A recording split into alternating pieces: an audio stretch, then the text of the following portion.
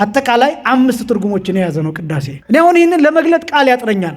በቅዳሴ ጊዜ የመጀመሪያው የምናደርገው ሃይማኖታችን ነው የሚገለጠው ነው። ይህንን ለሌሎች በደንብ እንድታስረዱ ፈልጋለሁ። ወደ ቤተክርስቲያን ስንመጣ ማንናገራቸው ነገሮች አሉ፣ በልባችን ግን የሚመላለሳል። ያንን እግዚአብሔር ይሰሙ። አሁን አንዳንዶቻችን የሚመስለን መጸለይ መልካም ነው፣ ሐሳብን መግለጥ ፈቃድን መግለጥ መልካም ነው። ግን አንዳንዶቻችን የሚመስለን ስለተናገርን ብቻ የምንሰማ ይመስለናል። ለምሳሌ ብዙ ጊዜ የምለው ነገር አለ። አሁን እየጸለያችሁ ነው፣ እናንተ ዝም ብላችኋል፣ ትምህርት እየሰማችሁ ነው፣ ግን ደግሞ እየጸለያችሁ ነው። ለምን እንደሆነ ታውቃላችሁ? ማሰብ አላቆማችሁም። ጆሮአችሁ እየሰማ ነው፣ ልባችሁ ደግሞ እያሰበ። በልባችሁ የምታስቧቸው ነገሮች አሉ። እዚህ በመምጣታችሁ እንዲፈታላችሁ፣ እንዲቀየርላችሁ የምትፈልጓቸው ነገሮች፣ እንዲመለስላችሁ የምትፈልጉት ጥያቄ ይኖራል። ያንን እግዚአብሔር ይሰማዋል። ስላልተናገራችሁ እንዳይመስላችሁ። እግዚአብሔር በልብ ውስጥ ያለውን ጭምር ይመለከታል። አንዱ ጸሎት በብዙ አቅጣጫ ነው እግዚአብሔር ፊት የሚቀርበው። ለዚህ ነው አሁን አንዳንዱ ሰው ቅዳሴ አላረካው ይልና የግል ጸሎቱን አውጥቶ ትልቅ መጽሐፍ ይዞ ቅዳሴ መሃል ዘርግቶ የሚጸልይ ሰው አለ። በቅዳሴ መሃል መናገር የማይችሉ ሰዎች መጥተው ቢያስቀድሱ በምንም ምክንያት እኩል እግዚኦ ተሳለን ከሚሉ ሰዎች ጋር ጸሎታቸውን ይሰማቸዋል። እስትንፋስ ያለው ሁሉ ማንን ያመስግን ይላል? እግዚአብሔርን ያመስግን። መናገር የማይችሉ ሰዎች እስትንፋስ አላቸው የላቸው? ማንበብ የማይችሉ ሰዎች በተለያየ ምክንያት አይነ ስውራን ሆነው ሊሆን ይችላል፣ ወይም ያልተማሩ ሆነው ሊሆን ይችላል። ማንበብ ላይችሉ ይችላሉ። ግን እስትንፋስ ያለው ሁሉ ማንን ያመስግን? እግዚአብሔርን ያመስግን። ይሄ ስልጣን ነው ለፍጥረት ሁሉ የተሰጠው። በቅዱሳት ስዕላቱ ፊት ቆሞ ምንም ላትናገር ትችላለህ፣ ግን መተንፈስ በዚያ ሰዓት ምስጋና ነው። ምክንያቱም ያ ትንፋሽ በዛ ሰዓት በእግዚአብሔር እየተባረከ ነው። የእግዚአብሔርን ስም እያሰብን ነው ምን ቆመው። ያለቀስ ሊሆን ይችላል፣ እንባችን እየፈሰሰ ሊሆን ይችላል፣ ምንም ሊሆን ይችላል። ግን ያ ትንፋሽ ምስጋና ነው። ያ ትንፋሽ ጸሎት ነው። ያ ትንፋሽ መስዋዕት ነው። በቅዳሴ ጊዜ ማንም ሰው እንዲሳተፍ የምንፈልገው ለዛ ነው። ማንም ለምሳሌ የጸነሱ ሴቶች መጥተው ቢያስቀድሱ በማህፀናቸው ያለው ጽንስ ያመሰግናል። ለምን? የእመቤታችንን የሰላምታ ድምፅ ሰምቶ ቅዱስ ዮሐንስ መጥምቅ በኤልሳቤጥ ማህፀን የ6 ወር ጽንስ ሆኖ እየዘለለ ካመሰገነ ይህ የቅዳሴ ድምፅ የሰላምታ ድምፅ ነው። የእመቤታችን ድምፅ ነው። የመንፈስ ቅዱስ ድምፅ ነው። የመላእክት ድምፅ ነው። የቅዱሳን ድምፅ ነው። ያው በጣም ብዙ ሰዎች ከዚያ ያይዞ የሚጠይቁት ጥያቄ አለ። የጸነሱ ሴቶች ይቆርባሉ አይቆርቡም? ሁሉም እንዴ ከቻሉ በጣም ነው የሚቆርቡት። የሚፈቀድላቸው አይከለከልም።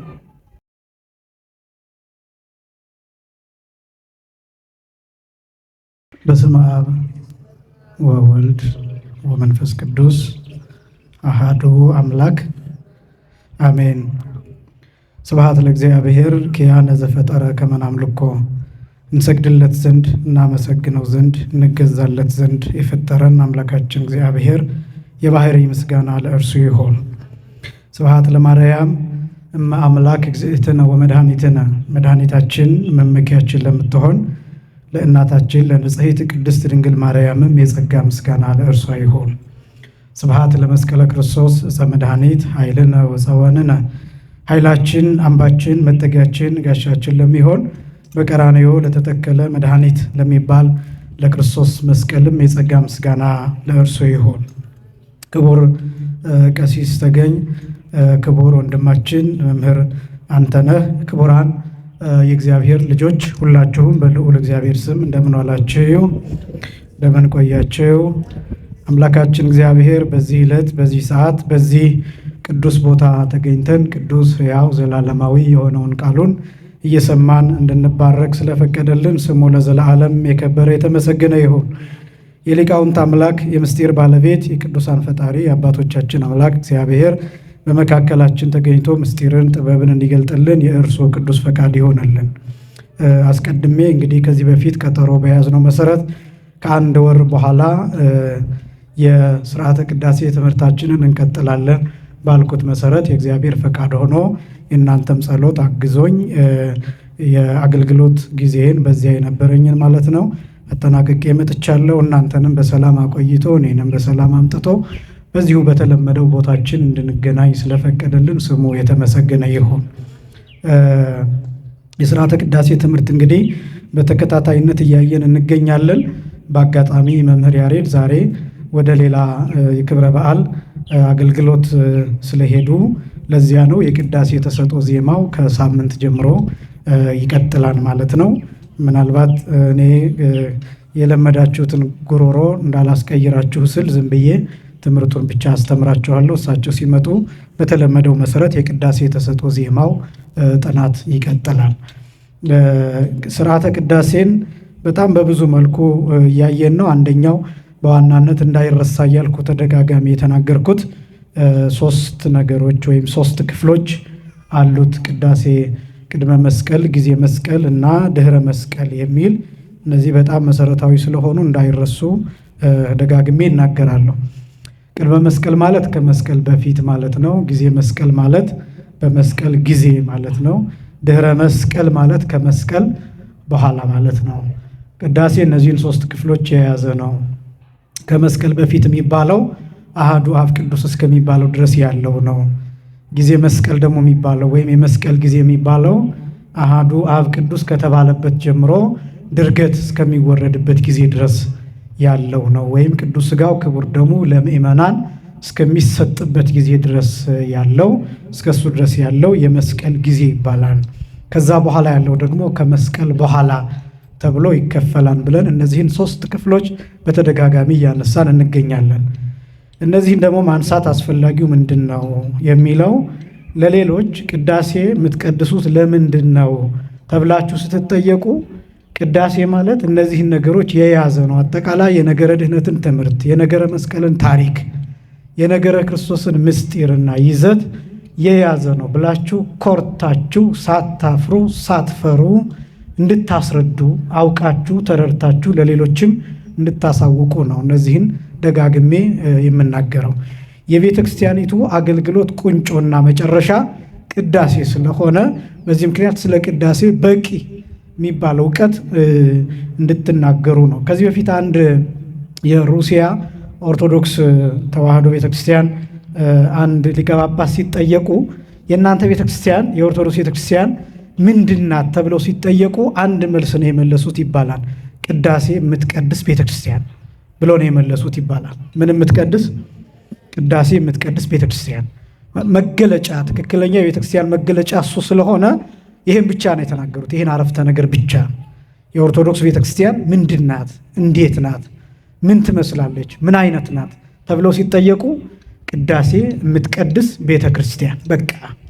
ምክንያቱም ይሄ ቅዳሴ የሚባለው በጣም ብዙ ነገሮችን የሚያሳይ የሚገልጥ ስለሆነ በትክክል መገለጫ ቤተክርስቲያን በቅዳሴ ስለሆነ አሁን ሌላው ነገር አያስፈልግም አይደለም። ማህሌት አያስፈልግምም አይደለም።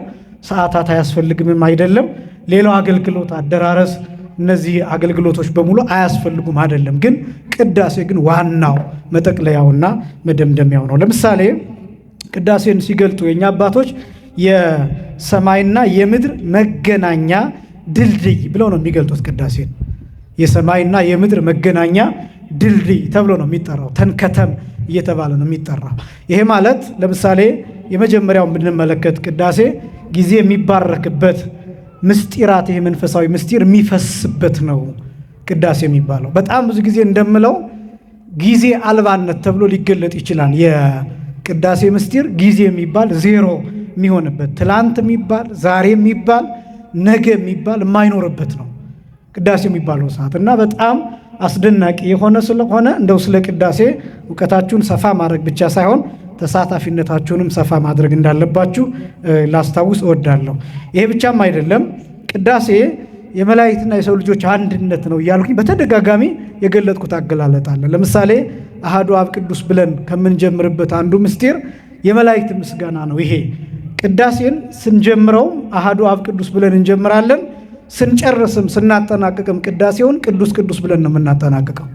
ይሄ የመላእክት ምስጋና ነው። በቀጥታ በቅዳሴ ጊዜ የሚመሰገነው ምስጋና ቀጥታ ከሰማይ የወረደ ወደ ምድር የመጣ ሰማይና ምድር አንድ የሚሆኑበት ከምድር እስከ ሰማይ ያለው ርቀት ዜሮ የሚሆንበትና ከቅዳሴው ወደ ኋላ እስከ ቀራኔው ድረስ ያለው ጊዜ ዜሮ የሚሆንበት በዚህ ምክንያት ነው መገናኛ ድልድይ እየተባለ የሚጠራበት ምክንያት ቅዳሴ። ስለዚህ ጊዜ አልባነት እየተባለ የሚጠራው፣ ሁለተኛ ደግሞ የመላእክትና የሰው ልጆች አንድነት እየተባለ የሚጠራው ለዚያ ነው። ስለዚህ ቅዳሴ ማለት የቤተ ክርስቲያኒቷ ትልቅ መገለጫ ነው። ሁለተኛ ቅዳሴ ማለት ፍጹም የሆነ የፍቅር ድግስ የሚደገስበት ነው። ሌላ ቦታ የለም። ለምሳሌ ቅኔ ማህሌት ላይ ያው ወረቦች አሉ፣ የምናመሰግንባቸው የምስጋና አይነቶች አሉ። ደስ ይላል ከበሮ ሲመታ። ያው እኛ የምናውቀው ማህሌት ሲባል ይሄኛውን ከበሮ የሚመታበትን ማህሌት ስለሆነ እንጂ ማህሌት የሚባለው እሱ ብቻ አይደለም። በአብይ ጾም በዝማሜ የሚቆመው፣ በቁም ዜማ የሚቆመው። እነዚህ ማህሌት ተብሎ ነው የሚጠራው። ቅኔ ማህሌት፣ የማህሌት አገልግሎት እየተባለ ይጠራል። እኛ የለመድነው በዘመነ ጽጌ ከበሮ ሲመታ ስለሆነ ያው በሚገባን ያችን ብቻ ተገኝተን እንገለገላለን እናገለግላለን እንጂ ቅኔ ማህሌት የሚባለው እጅግ በጣም ሰፊ ነው። በተደጋጋሚ እንደገለጡት ግን በቅኔ ማህሌት ቅዱስ ሥጋውና ክቡር ደግሞ አይፈተትም። ለሥጋው ደግሞ ያበቃል፣ በረከት አለው፣ ከቅዱሳን ጋር አንድ ያደርጋል፣ ይሰራል፣ ያንጻል፣ ይገነባል፣ ይቀድሳል፣ ያነጻል። ማነጽ ብቻ ሳይሆን ማንጻትም አለው ቅኔ ማህሌት። የቅዳሴ ግን ልዩ የሚያደርገው ምንድን ነው? ድግስ አለው። ድግስ አለው። ለምሳሌ አሁን አንድ ስብሰባ ቢኖር የመንግስት ሊሆን ይችላል፣ የግለሰብ ሊሆን ይችላል፣ የድርጅት የካምፓኒ ምናምን ሊኖር ይችላል ስብሰባ። አሁን ስብሰባው ላይ ቁርስ ቢኖረው ደስ አይላችሁ? ጾም ካልሆነ ማለት ነው። ከዛ ደግሞ ስብሰባው ምሳ ቢኖረው ደስ አይላችሁ? ከዛ ደግሞ ስብሰባው ሲያልቅ መክሰስ ወይም ራት ቢኖረው ደስ አይላችሁ? ከስብሰባው በኋላ ስላለው ምሳ እሱን እያሰባችሁ ስብሰባውን በደንብ ትከታተላላችሁ። ልብ በሉ፣ ቅዳሴ ማለት አስቀድሰን ባዶአችንን የማንሄድበት ፈቃደኞች ከሆንን ማለት ነው። ለመቁረብ ፈቃደኞች ከሆንን፣ ለመብላት ለመጠጣት የጌታን ሥጋና ደም ፈቃደኞች ከሆንን ድግስ አለው። የቅዳሴ ለየት የሚያደርገው ባዶ አፍ ባዶ ሆድ የሚካሄድበት አይደለም። ተስፋ አለው። መጨረሻ ላይ ተስፋ አለው። ምን አይነት ተስፋ? የነፍስ ምግብ ተስፋ፣ የሕይወት እንጀራ ተስፋ፣ የሕይወት መጠጥ ተስፋ፣ የጌታን ሥጋና ደም የማግኘት ተስፋ፣ የክርስቶስ አካል የመሆን ተስፋ፣ ረሃብን የማስታገስ ተስፋ። ያ ተስፋ አለው ቅዳሴ መሃል። የሚቆርብ ሰው በተለይ ደግሞ የሚቆርብ ሰው በየመሃሉ ዛሬ እቆርባለሁ እያለ ትዝ እያለው ደስ እያለው ነው የሚያስቀድሰው ራሱ። የሚቆርብ ሰው በተለየ ሁኔታ በኋላ ሥጋውና ደሙን እቀበላለሁ እያለ ቢርበው እንኳን። እንዳውም አንዱ በነገራችን ላይ ያው እንዳልኳችሁ ቅዱስ ሥጋውና ክቡር ደሙን እንደ ምድራዊ ሥጋ እንደ ምድራዊ መጠጥ እንድታዩት አይደለም፣ እንደ ምድራዊ ምግብ እንደ ምድራዊ መጠጥ እንድታዩትም አይደለም። ግን ፍትሐ ነገሥት ላይ ስለ ጾም ከሚናገረው አንቀጽ አንዱ ሰዎች ለምንድን ነው እንዲጾሙ የሚደረገው የሚለውን ምክንያት ሲያብራራ ሰዎች እንዲጾሙ የሚደረገው እንዲቆርቡ ነው። አንደኛው ምክንያት ሰዎች እንዲጾሙ የሚደረገው ምን እንዲሉ ነው? እንዲቆርቡ ነው። ለምን መሰላችሁ? ለምሳሌ አንድ ሰው ሲርበው አንድ ነገር ያስባል። ያ ሁላችንም ሲርበን በአጠገባችን የሆነ ሽታ ይሸተናል። ወይ የሽሮ ሽታ ወይ ሌላ የምስር ምናምን ወደው ሽታ በአጠገባችን ያልፋል አይደለም? ሰው ሲርበው ምግብ የሚያስብ ከሆነ ሥጋዬ ሲራብ እንዲህ የሥጋ ምግብ ካሰኘኝና ካስፈለገኝ ነፍሴስ እንዴት ተርባ ይሆን ብሎ እንዲጠይቅ ማለት ነው። ነፍሴስ እንዴት ተርባ ይሆን?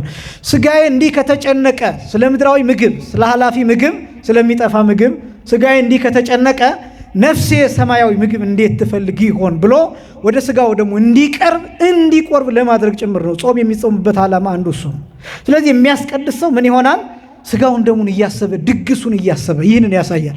በወንጌል ላይ የተቀመጠው ይሄ ክፍል ነው። የማቴዎስ ወንጌል ምዕራፍ 22 ከቁጥር 1 ጀምሮ ትመስል መንግሥተ ሰማያት ብእሴ ንጉሠ ዘገብረ ከብካበ ለወልዱ፣ መንግሥተ ሰማያት ለልጁ ሰርግ ያደረገ ንጉሥን ትመስላለች ተብሎ የተገለጠው ማለት ነው። ሰርጉ ላይ የተዘጋጁ ፍሪዳዎች አሉ። የተቀመጠ የተዘጋጀ ወይን አለ፣ መጠጥ አለ።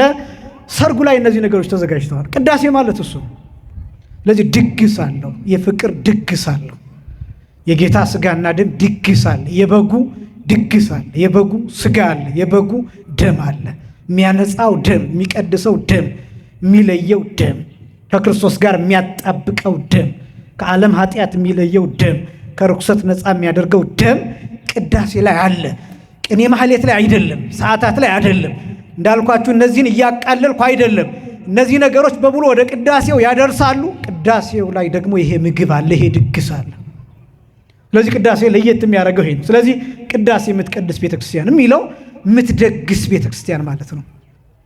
የምትደግስ ቤተክርስቲያን፣ የፍቅር ድግስ የምታቀርብ ቤተክርስቲያን፣ የምታበላ ቤተክርስቲያን፣ የምታጠጣ ቤተክርስቲያን፣ ዓለም በሚገፋበት ገንዘብ ባጠረበት ኑሮ በተወደደበት ሰማያዊ ምግብ የምትመግብ ቤተክርስቲያን፣ የማታቋርጥ ቤተክርስቲያን፣ የዓለም ምግብ በተቸገርንበት በምንራብበት በምንጠማበት ዘመን ሁሉ ደጇን የማትዘጋ በሯን የማትዘጋ ቤተክርስቲያን። ስለዚህ ቅዳሴ የምትቀድስ ቤተክርስቲያን ከአደባባይ ሰብስባ፣ ከየጎዳናው ሰብስባ፣ ከየመንገዱ ሰብስባ፣ ሴት ወንድ፣ ረጅም አጭር፣ ወፍራም ቀጭን ሳትል፣ የተማረ ያልተማረ ሳትል፣ ሕፃን አዋቂ ሳትል ምእመናኖቿን ሰብስባ ሁልጊዜ የምትመግብ ቤተክርስቲያን፣ የምታበላ የምታጠጣ ቤተክርስቲያን፣ የምትደግስ ቤተክርስቲያን፣ የማይነጥፍባት ቤተክርስቲያን፣ የማያልቅባት የማይቋረጥባት ቤተክርስቲያን፣ ሁልጊዜ የምትደግስ እናት እመቤት የሆነች ቤተክርስቲያን። ይሄ ነው ቅዳሴ የምትቀድስ ቤተክርስቲያን ማለት። ስለዚህ የፍቅር ድግስ የሚለው ይህንን የሚያሳይ ነው። ሶስተኛ ቅዳሴ የምእመናን አንድነትና ውበት። እያደረግኩ ያለሁት ምን እንደሆነ ታውቃላችሁ። አስቀድሜም እንደተናገርኩት ቅዳሴውን ቀጥታ ወደ ፍሬ ቃሉ ከመሄዴ በፊት ቅዳሴ ምን እንደሆነ በየጊዜው በተለያየ አገላለጥ እየገለጥኩ ነው ያለሁት። ቅዳሴን ከዚህ በፊት የገለጥኩባቸው አገላለጦች አሉ፣ ከተለያዩ ከሊቃውንት መጽሐፍት የወሰድኩትን። አሁን ደግሞ እየነገርኳችሁ ያለሁት መግቢያው ቅዳሴ ምን እንደሆነ ነግራችሁና ከዛ ወደ ቆምንበት እመጣለሁ። እያደረግኩ ያለሁት እንደዛ ነው። ቀጣይም እንደዛ ቅዳሴ ምንድን ነው በሌላ አገላለጥ የሚለውን ከሃይማኖቱ ከስርዓቱ ከዶግማው ሳንወጣ በተለያዩ ሊቃውንት አገላለጥ እሱ ነው እየነገርኳቸው ያለሁት። ቅዳሴ ማለት ሶስተኛ የምእመናን አንድነትና ውበት ነው። ቅዳሴ ማለት የመጀመሪያው የፍቅር ድግስ፣ ከዛ ቅዳሴ ማለት የሰማይና የምድር መገናኛ ድልድይ፣ ከዛ ደግሞ ቅዳሴ ማለት የምእመናን አንድነት እና አንድነት ብቻ ሳይሆን ውበት ቅዳሴ የሚገለጥበት ነው።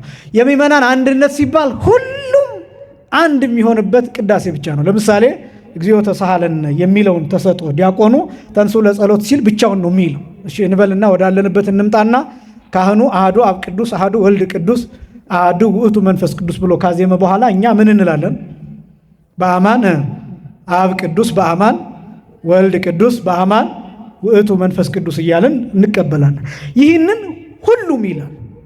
ቄሱም አብሮ ይቀበላል፣ መሪጌታውም አብሮ ይቀበላል፣ ፓትርያርኩም አብረው ይቀበላሉ። ለሁሉም የተሰጠ ነው ተሰጥኦ። በነገራችን ላይ ይህ ይበሉ ሕዝብ የሚል ያው ደጋግሜ እንደገለጥኩት ይካ የሚል አለ፣ ይዲ የሚል አለ፣ ይህ የሚል አለ። ይካ የሚለው ይበል ካህን ማለት ነው። ይዲ ማለት ይበል ዲያቆን ማለት ነው። ዲያቆን ሲል ሁለቱንም የመጀመሪያውን ዲያቆን ሁለተኛውን ንፍቅ ዲያቆን እነዚህን የሚመለከት ነው። ከዛ ደግሞ ይህ የሚለው ይበሉ ሕዝብ የሚለው ህዝቡን ብቻ የሚመለከት አይደለም፣ ፓትርያርኩንም የሚመለከት ነው። በአንድነት ስለሚባል ነው ህዝብ የሚባለው። ምክንያቱም በዚህ ጊዜ ፓትርያርኩም የፓትርያርክነት ማዕረግ ቢኖራቸውም ሊቀ ጳጳሱም የሊቀ ጵጵስና ማዕረግ ቢኖራቸውም እግዚኦ ተሳሃለን የሚለው ግን የማይመለከተው የለም። እግዚኦ ተሳሃለን ማለት ምን ማለት ነው? አቤቱ ይቅር በለን ማለት ነው። ይሄ የማይመለከተው ሰው የለም። ስለዚህ እዚህ ላይ ተሰጥኦው ላይ ይህ የማይመለከተው ማንን ነው ቢባል ካህኑን ብቻ አይመለከትም፣ ዲያቆኑን አይመለከትም። ለምን? ካህኑ የራሱ የሚለው አለ፣ ለዛ ዝግጅት ያደርጋል። ዲያቆኑም ለዚያ የሚለው አለ፣ ለዛ ዝግጅት ያደርጋል። እንዲያውም አንዳንድ ቦታዎች አንዳንድ ዲያቆናት ተሰጥኦውንም ሁሉ ራሳቸው የሚዘልቁበት ቦታ ይኖራል። አንዳንድ ቦታ ሁልጊዜ አይደለም፣ ይደክማል እንጂ መልካም እኮ ነው። አብሮ ከህዝቡ ጋር ተሰጥኦውን እየመለሰ ቢል መልካም ነው። ተንሥኡ ለጸሎት ካለ በኋላ እንደገና እግዚኦ ተሳሃለነ የሚለውን ከህዝቡ ጋር በድምፅ ማጉሊያ ቢል ችግር የለውም። ግን ችግሩ ምንድን ነው? ተሰጥኦውንም ካለ የዲያቆኑንም ካለ ሰው ነውና ይደክማል። በዚህ ምክንያት ተሰጥኦውን የሚቀበሉ ሰዎች ይቀያየራሉ። በዚህ ምክንያት ነው የተለያየ ድምፅ የምትሰሙበት ምክንያት። አንዳንድ ቦታ ግን ተሰጥኦውን ዲያቆኑ ሁሉ የሚጨርስበት ጊዜ አለ፣ እንደ ብርታቱ ይወሰናል። ዞሮ ዞሮ ግን በድምፅ ማጉሊያ የሚለው አንድ ሰው ይሁን እንጂ አንድ ላይ ግን ሁሉም ሰው ይመለከተዋል፣ ቤተ ክርስቲያን ውስጥ ያለ ማንኛውም ሰው። ስለዚህ የምእመናን አንድነት የሚለው እሱን የሚያሳይ ነው። ሁላችንም አንድ ሆነን የምንጸልይበት ማለት ነው። ድሃው፣ ሀብታሙ፣ የተማረው፣ ያልተማረው፣ ትልቁ፣ ትንሹ አንድ ላይ እግዚኦ ተሳሃለን ብሎ አንድ ድምፅ ያሰማል እና ያስደነግጣል። ዝም ብላችሁ ካስተዋላችሁት ለምሳሌ በተለይ በጾመ ፍልሰታ በጣም ብዙ ሕዝብ ስለሚያስቀድስ እኔ ይገርመኛል። እውነቱን ለመናገር ተሰጥኦውን ከመቀበል ይልቅ እኔ ደስ የሚለኝ ነው የምላችሁ። ትክክል ነው ለማለት ሳይሆን ግን ተሰጥኦውን ከመቀበል ይልቅ ሰው ህዝቡ ተሰጥኦውን ሲቀበል መስማት ደስ ይለኛል። ሌሎችም እንደዚህ አባታችን ሲባል ሁሉም አንድ ላይ ሲል ያስደንቃል። እግዚኦ ተሳሃለነ ሲባል ከዛ የስብሐት ወክብር ለስሉስ ቅዱስ ሲባል የደሎሙ ለአብ ህዝቡ አንድ ላይ ሲል ይገርመኛል። ይሄ እመቤታችን አምላክን የወለድሽ ሆይ ደስ ይበልሽ የሚለው ቦታ አለ አይደለም? ሁሉም አንድ ላይ ደስ ይበልሽ ምናምን ሲል ይገርመኛል። እነዚህ ድምፆች ቀላል እንዳይመስሏቸው። አሁን በብሉይ ኪዳን የኢያሪኮ ግንብ የፈረሰው ህዝቡ በአንድ ላይ ሲጮህ ነበር ግንቡ የፈረሰው እና እዚህም ላይ ይጸለያል። በነገራችን ላይ ከዚህ አስቀድሞ ካህኑ መንበሩን እየዞረ ምን እንደሚል ታውቃላችሁ? በከመ አንሃልከ ጥቅማ ለኢየሩሳሌም ለኢያሪኮ፣ የኢያሪኮን ግንብ እንዳፈረስክ ከማው አንህል ጥቅማ ኃጢአቴ ለገብርከ፣ የኔን የባሪያህን ኃጢአት እንዲሁ አፍርሰው እያለ ካህኑ ይጸልያል። ያው በግዕዝ ስለሆነ አሁን እነዚህ ላትረዷቸው ትችላላችሁ እንጂ መንበሩን እየዞረ ያ የምን ምሳሌ እንደሆነ ታውቃላችሁ? እስራኤላውያን እየዞሩ ነው አይደል ይጮሁ የነበሩት። በኢያሪኮን ቅጥሯን እየዞሩ ይጮሁ ነበረ። ስንት ቀን ነው የዞሩት? ስንት ቀን ዞረዋል? 7 ቀን ዞረዋል። በሰባተኛው ቀን በከፍተኛ ድምፅ ሲጮሁ ግንቡ ፈረሰ። ከዛ ወደ ኢያሪኮ ገቡ እና ልክ እንደዛ አሁን ይሄ ተራ ጮኸት አይደለም። እግዚኦ ተሳሃለነ ብለን ስንጮህ፣ ምስለ መንፈስከ ብለን ስንጮህ፣ እግዚኦ መሐረነ ብለን ስንጮህ ዓለም ላይ ያለው የኃጢአት ግንብ ይፈርሳል። የመለያየት ግንብ ይፈርሳል። የቂምና የበቀል ግንብ ይፈርሳል። ያ እንዲሆን ቅዳሴው ላይ እንጮሃለን። ስለዚህ ዝም ብሎ ጮኸት አይደለም፣ ተራ ጮኸት አይደለም። በአንድነት ሁልጊዜ የምላችሁ የቅዳሴ ተሰጥኦ ጥቅም አለው የምላችሁ ለዚህ ነው። ጮኸት ዝም ብሎ ጮኸት አይደለም። ትርጉም የሌለው ጮኸት አይደለም። ትርጉም ያለው ነገር ነው ምንናገረው። ስለዚህ ከፍ አድርጎ ድምፅን ከፍ አድርጎ እግዚኦ ተሳሃለን ማለት ይገባን። ማንኛውንም ተሰጥኦ መመለስ ይገባን። ያ ማፍረስ የሚችለው ግንብ አለና እነዚህ ነገሮች ያስደንቁኛል። ይሄ አንድነት ነው። ከዛ ደግሞ ውበት አለው። ውበቱ እንዴት ነው ቢባል ብዙ ህዝብ ሲሆን በአንድ ድምፅ፣ አንድ ቃል፣ በአንድነት በመጠባበቅ አንድ በመሆን አንድ ድምፅ ይወጣል። እግዚኦ ተሳሃለን የሚል እኩል የሆነ አንዴ የሚጀምር በተመሳሳይ ሰዓት የሚቋጭ ማለት ነው እና ይሄ በጣም ያስደንቃል። ይሄ ውበት ነው። አሁን እነዚህ ነገሮች ምናልባትም ሌሎች መጥተው ቢቀርጿቸው ሌሎች ሊጎበኟቸው የሚችሏቸው የሚደነቁባቸው ነገሮች ናቸው። አንድ ሰው ተሰብስቦ አንድ ድምፅ እንዴት ተስተካክሎ ይጮሃል? እንዴት አንድ ድምፅ፣ አንድ ቃል፣ አንድ አይነት አይታችሁት ከሆነ ለምሳሌ እግዚኦ ተሳሃለነ ሲባል ከፍ የሚል የለም፣ የሚወርድ የለም፣ የሚወጣ የለም። አንድ አይነት ድምፅ ነው። ለምን? ዜማው በዚህ ጥበብ የተሰራ ነው። በዚህ ጥበብ የተሰራ ነው። አይገለበጥም። ሁሉም እኩል ይጮሃል በተመሳሳይ ዜማ ማለት ነው። ይሄ ሁሉ ህዝብ አንድ ላይ ሆኖ በቤተ ክርስቲያን አገልግሎት ብቻ ነው አንድን ዜማ ሚሊዮኖች አንድ ላይ ሆነው ሳይበላሽ የሚጮሁት በቤተ ክርስቲያን አገልግሎት ብቻ ነው። ቅዳሴ ቢያንስ ለ3 ሰዓት ይፈጃል በአማካይ። ለነዚህ ለ3 ሰዓታት ድምፃችን አንድ ሆኖ የምንጮኸው እኛ ብቻ ነው እና ይሄ ውበትን ያሳያል። የምእመናንን አንድነት፣ ውበት፣ የዜማ ጥበብ፣ እነዚህን ነገሮች ያሳያል። በአጭሩ ቅዳሴ ማለት የሰው ልጅ ድካሙን፣ ኃጢአቱን፣ የምድር ጭንቀቱን ይዞ ወደ እግዚአብሔር ፊት የሚቀርብበት ነው። ቅዳሴ ማለት ይሄ ነው።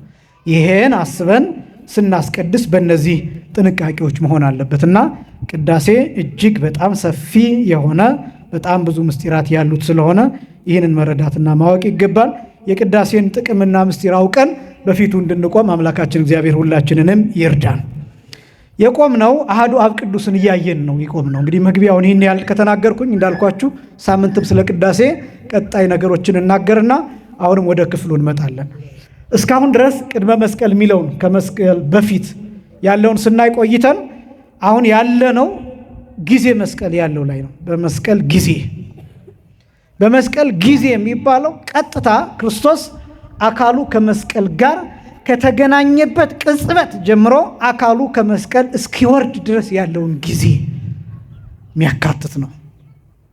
ይሄ ነው የመስቀል ጊዜ የሚባለው ብለናል። ስለዚህ የመስቀል ጊዜ የሚለው ትርጉም ሁልጊዜ ትዝ እንዲላችሁ የሚያስፈልገው ክርስቶስ ከመስቀሉ ጋር አካሉ የተጣበቀበትን ጊዜ ነው የመስቀል ጊዜ ብለን የምንጠራው። ይህን የመስቀል ጊዜም በሁለት ልንከፍለው እንችላለን። አንዱ ከሞት በፊት ያለውና ሁለተኛው ከሞት በኋላ ያለውን እንደዚህ ብለን ልናስቀምጠው እንችላለን። ጊዜ መስቀል የሚለውን የመስቀል ጊዜ ከሞት በፊት ያለው ማለት ነው መከራ እየተቀበለ የቆየበት ነው። ከሞት በኋላ መከራ የለውም። ግን ልዩነቱ ምንድን ነው? አካሉን ከመስቀል የማውረድ ስራ ብቻ ነው። አካሉን ከመስቀል የማላቀቅ ስራ፣ ከመስቀሉ የመለያየት ስራ፣ መለኮት የተዋሃደውን ስጋውን ወይም መለኮት ያልተለየውን ስጋውን፣ ነፍስ ግን የተለየችውን ስጋውን፣ እሱን ስጋውን ከመስቀል የማውረድ ስራ፣ እሱ ነው ከሞት በኋላ የሚባለው። ክርስቶስ ሲሞት የመጨረሻ ቃል የተናገረው አባት ሆይ ነፍሴን በእጅህ አደራ ላለው የመጨረሻው ቃል። ስለዚህ ይቺ ቃል ነፍሱን በስልጣኑ ከስጋው የለየበት ሰዓት ነው። ከዚህ በኋላ ያለው የሞት ጊዜ ይባላል። ከዛ በፊት ያለው ግን ከሞት በፊት ያለው እያንዳንዱ ሁልጊዜ እንደምንገልጠው ስቃይ ያለበት ጊዜ ነው። ስቃይ፣ ጥዝጣዜ፣ ስቃይ፣ መከራ፣ መወጋት፣ መቸንከር፣ መቃተት፣ እነዚህ ነገሮች ያሉበት ነው። ሁልጊዜ እንደምለው የተሰቀለበት መስቀል የሚጎረብጥ ነው። የተጠረበ የለሰለሰ አይደለም። እንደ አልጋ የሚመች አይደለም፣ እንደ ጣውላ አይደለም፣ ባርኒሽ የተቀባ አይደለም፣ የሚያምርም አይደለም። የተሰቀለበት መስቀል ከ7 እጽዋት የተሰራ ነው። እነዚህ 7ቱ እጽዋት የሚገናኙበት ቦታ የሚጎረብጥ፣ የሚልጥ፣ የሚገሸልጥ ነው። ስለዚህ አካሉ ያረፈው እዚያ ላይ ነው። ይሄ ብቻ ሳይሆን ሁልጊዜም እንደምንለው 5 ችንካሮች አሉ። ወደ ታች ግራቪቲ ይስበዋል። ከዛ ደግሞ ከመስቀሉ ጋር ችንካሮቹ አጣብቀው ይዘውታል። ክርስቶስ ወደ ታች በግራቪቲ እየተሳበ እንደ ሰውነቱ እንደገና ደግሞ መስቀሉ ጋር ተጣብቆ በዚህ ውስጥ በመከራ ውስጥ ነው የቆየው። ማንናገራቸው ወይም መግለጥ ማንችላቸው ብዙ አይነት መከራዎች አሉ። ከዛ ደግሞ ያለማቋረጥ ደም መፍሰስ አለ። ከዛ ደግሞ 6666 ጊዜ የተገረፈው የግርፋት ጥዝጣዜ አለ። ከዛ ደግሞ ላዩ ላይ ያለው የሾህ አክሊል አለ። እሾሁ ጭንቅላቱን ሁልጊዜ እንደምንለው እየፈጠፈጠው እየቀደደው እያደማው እነዚህ ስቃዮች አሉ። መስቀል የሚባለው እሱ ነው ማለት እንደ ተራ ነገር ዝም ብሎ መስቀል ስንል እንደ ተራ ነገር እንዳናስበው ነው። ምቾት አይደለም፣ ሆቴል አይደለም፣ ቅንጦት አይደለም። ልክ እንደናንተ እንደ የተመቸ ወንበር መቆምም አይደለም፣ መቀመጥም አይደለም፣ እንደኔ ካባ ለብሶ መቆምም አይደለም። መስቀል። ስለዚህ ማንም ክርስቲያን መስቀል የሚል ቃል ሲሰማ የመጀመሪያው መከራ የሚባለው ማሰብ አለበት። ክርስቲያን ማለት እንደሱ መስቀል ሲባል ሁልጊዜ ወደ አእምሯችን መምጣት ያለበት መከራ ነው። ስለዚህ አሐዱ አብ ቅዱስ ከሚባልበት ጊዜ ጀምሮ ያለው ጊዜ መስቀል የሚለውን የምናሳይበት ነው። በምን ይታወቃል ቢባል አሐዱ አብ ቅዱስ ሲል ብለናል። ቄሱም ወይቁም ርቱዓ እጁን ዘርግቶ ተስተካክሎ ቀጥ ብሎ መቆም አለበት።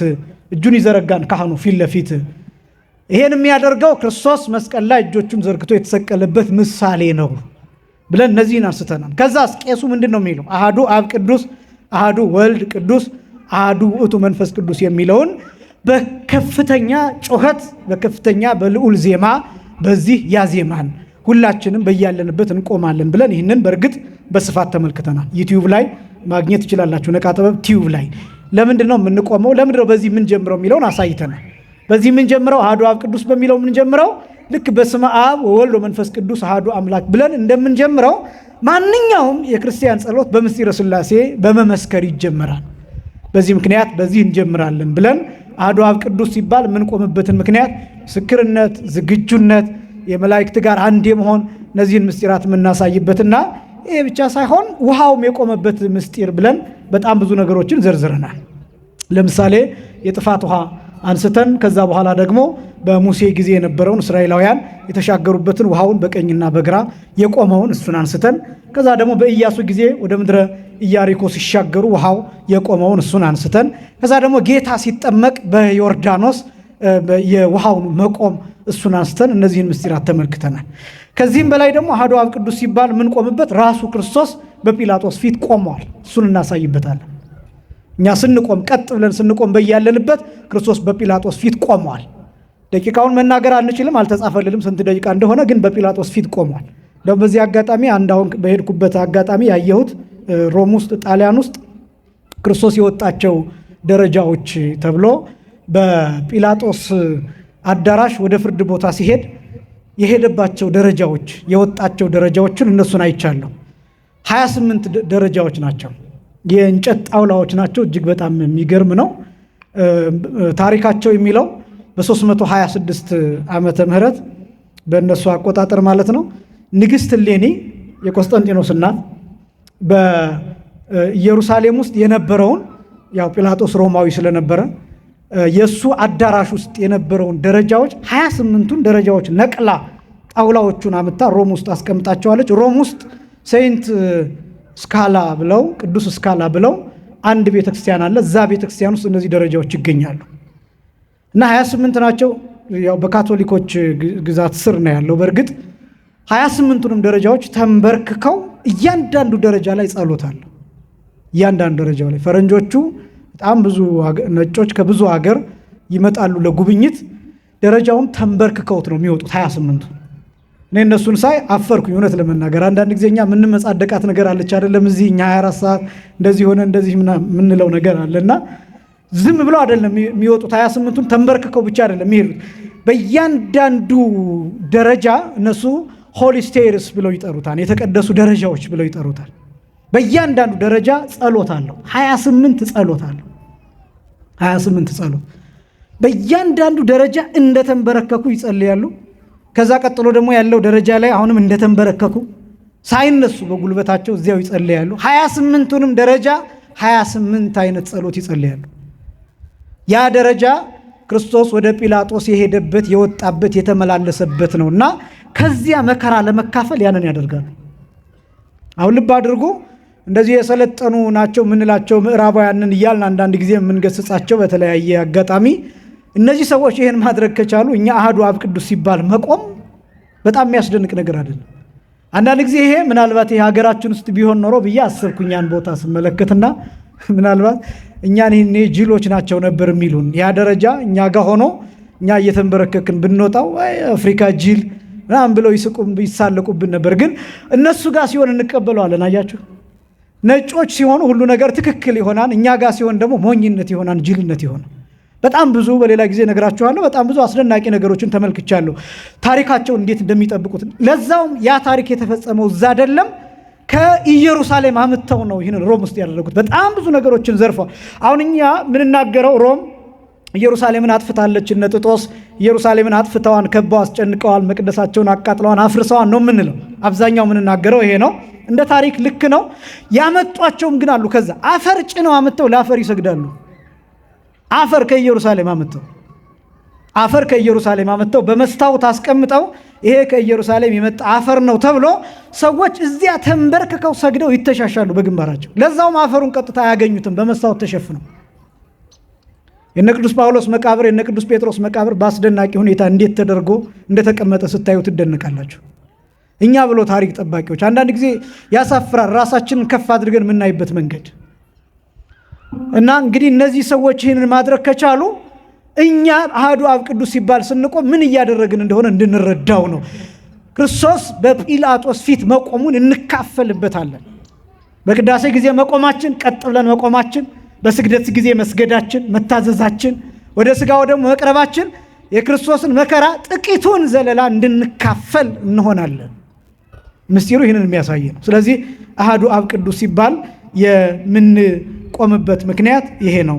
እንደው ለማስታወስ ያህል የሥላሴ አንድነት ሦስትነት ለመመስከር አንደኛ፣ ሁለተኛ ለቅዱስ ቁርባን ዝግጅት እንድናደርግ፣ ሦስተኛ ደግሞ የመላእክትን ምስጋና ለማሰብ ብለን እነዚህን ተመልክተናል። በዚህ ምክንያት አሐዱ አብ ቅዱስ ሲባል እንቆማለን። ቀሪውን ዩቲዩብ ላይ ታገኙታላችሁ። አሐዱ አብ ቅዱስ ከተባለ በኋላ እኛ የምንመልሰው ይህ በሚለው መሰረት ይበሉ ሕዝብ በሚለው መሰረት በአማን አብ ቅዱስ በአማን ወልድ ቅዱስ በአማን ውእቱ መንፈስ ቅዱስ የሚል ነው። በእውነት አብ ቅዱስ ነው፣ በእውነት ወልድ ቅዱስ ነው፣ በእውነት መንፈስ ቅዱስ ነው። መንፈስ ቅዱስ ቅዱስ ነው ማለትም ይቻላል። እንደ ትክክለኛው ትርጉም በእውነት መንፈስ ቅዱስ ነው የሚል እነዚህን ምስክርነት እንሰጣለን። ለምንድን ነው እነዚህን መልስ የምንሰጠው? ካህኑ ያለው አሐዱ አብ ቅዱስ ነው። የመጀመሪያው ካህኑ የተናገረውን መልሰን መልስ የምንሰጥበት ምክንያት አንድነታችንን ለማሳየት ነው። የሃይማኖት አንድነት፣ የቀኖና አንድነት፣ የምስጢር አንድነት፣ የሰውነት አንድነትና የመንፈስ አንድነት እንዳለን ለማሳየት ነው። ለምሳሌ አሁን ምስለ መንፈስከ የሚለው ቃል ከመንፈስህ ጋር እንላለን፣ ወይም እንደ ቃልህ ይደረግልን ብለን፣ ወይም ከአንተ ጋር ባለመለያየት ይደረግልን። እነዚህ ናቸው ትርጉሞቹ። በነገራችን ላይ ምስለ መንፈስከ ስንል ቀጥታ ብንተረጎመው ከመንፈስህ ጋር ማለት ነው። ከመንፈስህ ጋር ማለት ምን ማለት መሰላችሁ? በአንተ ያደረ መንፈስ ቅዱስ በእኛ የሚደርብን ማለታችን ነው። ለምን? ካህኑ በዛ ሰዓት በተሰየመበት ቅጽበት መንፈስ ቅዱስ ያድርበታል። ምንም ቢሆን ደጋግሜ እንደምገልጠው ካህኑ ሰካራምም ይሁን ምንም ይሁን ይስከር አይደለም፣ እንደዚህ ይውደቅ አይደለም። ግን ምንም ይሁን ካህኑ ለቅዳሴ ከተሰየመበት ቅጽበት ጀምሮ መንፈስ ቅዱስ ይቆጣጠረዋል። ስለዚህ ካህኑ ሰላም ለሁላችሁ ይሁን ሲል እኛ የምንመልሰው ከመንፈስህ ጋራ ማለት በአንተ ያደረ መንፈስ ቅዱስ በእኛም ይደርብን ብለን እንመልሳለን። አንደኛው ትርጉም እሱ ነው።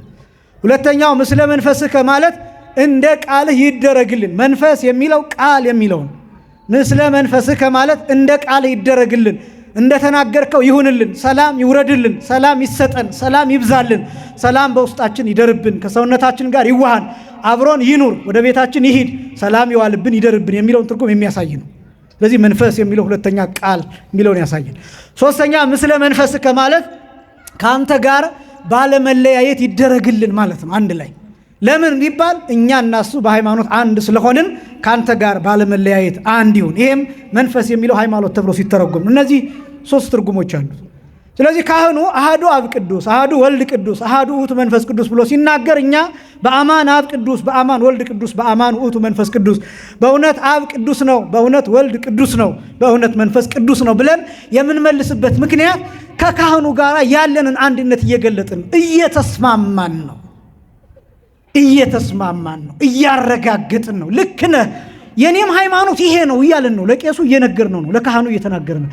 ልክ ነህ እኔም ማምነው አንተ እንዳልከው ነው፣ እኔም ማምነው አንተ እንደተናገርከው ነው። ልክ ነው አንዱ አብ ቅዱስ ነው፣ ልክ ነው አንዱ ወልድ ቅዱስ ነው፣ ልክ ነው አንዱ መንፈስ ቅዱስ ነው እያልን ልክ እንደሱ ምስጢረ ሃይማኖትን ምስጢረ ሥላሴን እየመሰከርን ነው። ስለዚህ መስማማታችንን የምንገልጥበት ነው አንደኛ። ሁለተኛው ደግሞ የቅዳሴን ምስጢር የምናሳይበት ነው። የቅዳሴ ምስጢር በሶስት ነገሮች የሚገለጥ ነው። አሁንም እዚህ ላይ በዚህ ተሰጦ መሰረት፣ በዚህ ዜማ መሰረት፣ በዚህ መልስ መሰረት ሶስት ነገሮች፣ አንደኛ ማመን የሚገለጥበት ነው። ሁለተኛ ምስክርነት የሚገለጥበት ነው። ሶስተኛ ተሳትፎ የሚገለጥበት ነው። ቅዳሴ ማለት አስቀድሜ እንደገለጥኩት መንጻት ማለት ነው፣ መክበር ማለት ነው፣ መለየት ማለት ነው፣ ምስጋና ማለት ነው፣ መንጻት ማለት ነው። መንጻት እና መጽናት እነዚህ ሁለቱ ናቸው። አጠቃላይ 5 ትርጉሞችን የያዘ ነው ቅዳሴ። ቀደሰ የሚለው አንደኛ አከበረ፣ ሁለተኛ አነጻ፣ ሶስተኛ አጸና፣ አራተኛ አመሰገነ፣ አምስተኛ ለየ። በእነዚህ በ5ቱ ትርጓሜዎች መሰረት ቅዳሴ ማለት አንደኛ መክበር ማለት ነው ወይም ክብር ማለት ነው፣ ሁለተኛ መጽናት ማለት ነው፣ ሶስተኛ መንጻት ማለት ነው፣ አራተኛ መመስገን ማለት ነው ወይም ምስጋና ማለት ነው፣ አምስተኛ መለየት ወይም ልዩ መሆን ማለት ነው። ቅዳሴ ማለት እነዚህን ትርጉሞች የያዘ ነው። እኛ አሁን ከመጀመሪያው የጊዜ መስቀል ብዬ ያብራራሁትን ስንጀምር ቅዱስ ቅዱስ ቅዱስ የሚል ቃል 3 ጊዜ እንጠቀማለን። ስለዚህ ምን እየገለጥን ነው? 3 ነገሮችን፣ አንደኛ እምነትን፣ ሁለተኛ ምስክርነትን፣ ሶስተኛ ተሳትፎን። እነዚህን 3 ነገሮችን እየገለጥን ነው። እምነት ምንድን ነው ሲባል የምናምነው ምንድን ነው የሚለው የሚገለጥበት ነው። እኔ አሁን ይህንን ለመግለጥ ቃል ያጥረኛል። በቅዳሴ ጊዜ የመጀመሪያው የምናደርገው ሃይማኖታችን ነው የሚገለጠው ነው። ይህንን ለሌሎች በደንብ እንድታስረዱ ፈልጋለሁ። ቅዳሴ ላይ የምታደርጉት ነገር ምንድን ነው? ቁመን ሃይማኖታችንን እንመሰክራለን። የተቀመጠ ተነስቶ፣ የደከመ ቁሞ በርትቶ ጸንቶ፣ ሕፃንም ቢሆን ሽማግሌም ቢሆን አዋቂም ቢሆን በተለየ ሁኔታ አሃዱ አብ ቅዱስ ሲባል እዚህ ግቢ ያለ ሁሉ ከተቀመጠበት ተነስቶ በተለየ ንቃት የሚቆምበት ምክንያት ሃይማኖት የሚመሰከርበት ቦታ ስለሆነ ነው። ሰዓቱ እሱ ስለሆነ ነው። እንዳልኳችሁ ከዚህ በፊት አስገዳጅ አይደለም። ይሄ ሕግ የሚሰራው የቤተክርስቲያኑ ቅጽር የቤተክርስቲያኑ ግቢ ውስጥ ብቻ ነው። ከዚህ ውጭ ያሉ አሃዱ አብ ቅዱስ ሲባል አንራመድም ብለው ባሉበት መቆም ይችላሉ። ግዴታ ግን አይደለም ብያቸዋለሁ። ሕጉ ግን እዚህ ያለውን ሰው የግዴታ ይመለከታል። ምክንያቱም ቅዳሴ ማለት በዋናነት ሲገባ ቤተክርስቲያን ያለ ሰው፣ ቤተክርስቲያን የሚገባ ሰው፣ ቤተክርስቲያን አጥር ቅጥር ዙሪያ ያለ ሰው ነው። አዋጁ የሚመለከተው በዋናነት እሱን ነው። ሁሉም መቆም የሚችል ሰው በሙሉ መቆም አለበት ነው።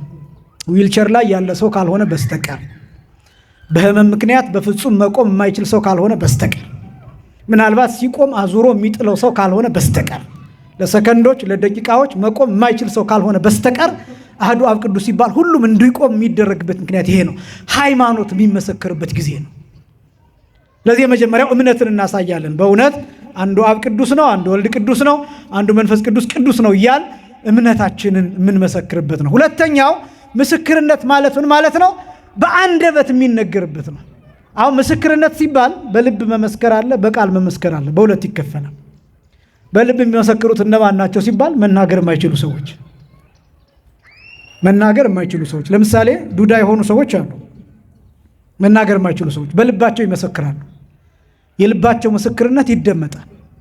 ለምሳሌ ጌታ የፈወሰው አንድ ሰው አለ።